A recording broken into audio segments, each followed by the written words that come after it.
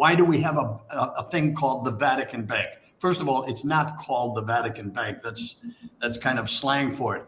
It's the Institute for Religious Works. And what it was this. It's not like the Vatican has had this for centuries and centuries and centuries and into banking. That's not it. After World War II, all of the religious foundations, especially Catholic, in the world were trying to rebuild Europe. And for example, you had schools that were bombed, hospitals that were bombed, this, that, and the other thing. And they were run by, let's say, the Benedictine sisters.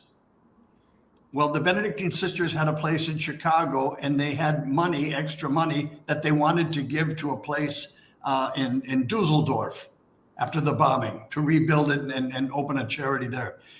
They were doing this directly. All of these American, Canadian, Argentinian. Argentina was a very powerful nation financially.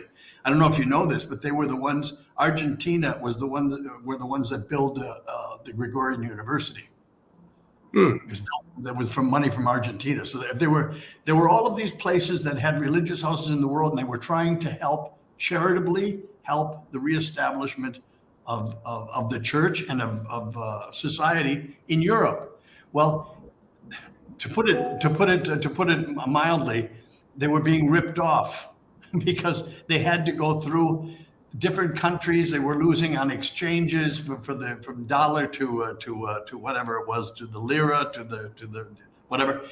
And Pius XII was very well connected with sharp people. He said, just a minute, all of these people who want to rebuild Europe, why don't we at the Vatican be a center for that and help them, actually help them? This wasn't a get rich quick scheme. It wasn't that. It was about helping, facilitating these things.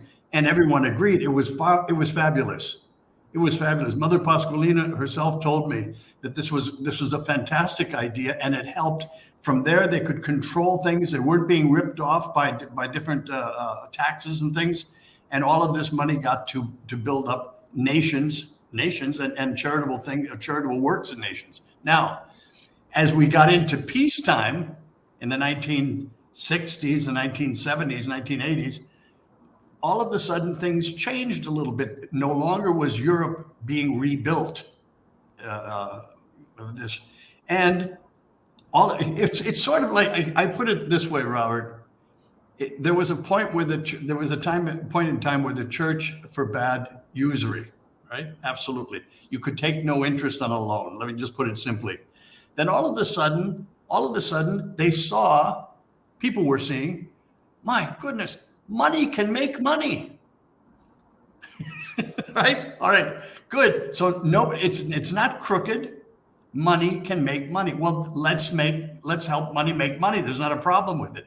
And then we switched almost overnight into a system where interests on loans were permitted because it was a legitimate business. Well, good. What I'm saying is things change and times change. All of a sudden, the Vatican also saw it had a business going. It had a concern. Let me just put something else to our listeners. Anyone who would like to pay for one day's worth of bills, electric bills, air conditioning bills for all of the Vatican libraries that have to be air conditioned to keep manuscripts from disintegrating, all of this, to anybody who would like to pay 1 day of keeping the Vatican open, let me know. Just 1 day. It is incredibly expensive, and it's not paid for by tourists. So this changed into a way to make money also for the Vatican. Now, when it did that, Robert, you can see the enticement of that for people who are, let's not say dishonest, let's just say lacking a little bit in honesty. If you want me to diplomacy, let's put it that way.